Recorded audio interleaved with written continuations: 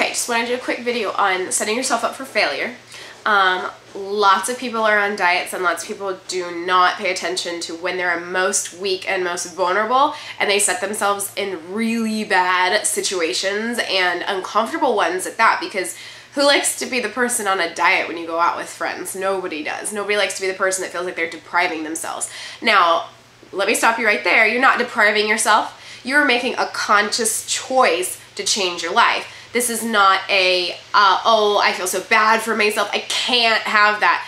That's a bunch of crap. You can have it. That's a fact. You totally can. There's nothing stopping you from having it, but you're making the choice to say no, and that's more empowering than anything. So feel empowered, not deprived is one quote that got me through my entire 95-pound weight loss journey. Okay, so secondly, when it comes to setting yourself up for failure, how exactly, or what exactly does that mean?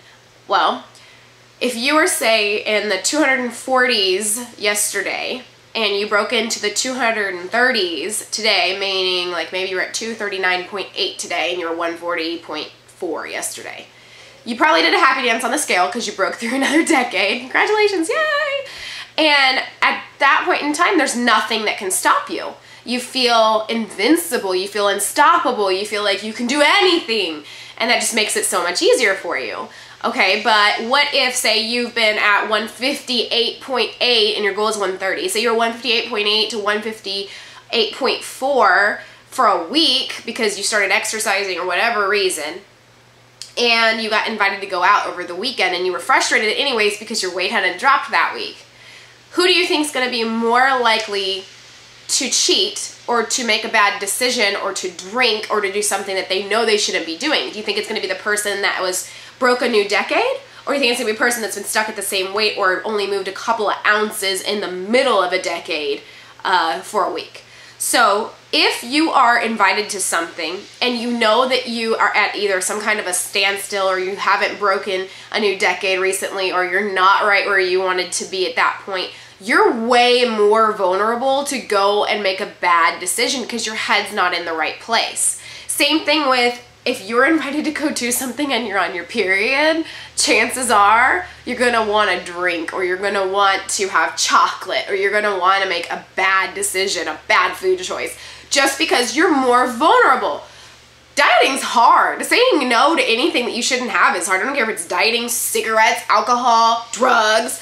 Saying no is hard, and there's gonna be peer pressure, especially when you're around people, because people don't like change. They don't want you to be the person that's saying no, and they want you to be just like them because sometimes they feel really bad when they're stuffing their face and they know that they probably shouldn't be, or they just don't want you to be deprived of whatever it is that you're doing. But what they don't realize is that it took a lot for you to make this choice and this decision to actually say no and move on, and you sitting here and listening to them and going and doing what they want you to do just so that you can feel like crap in a couple hours about it, it's not worth it.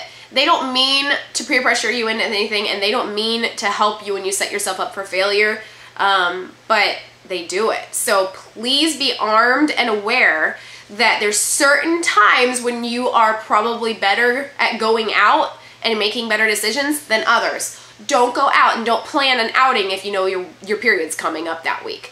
Don't plan to go out of town on some crazy vacay if you know that you've been stuck at the same weight for a week. You're going to fail it.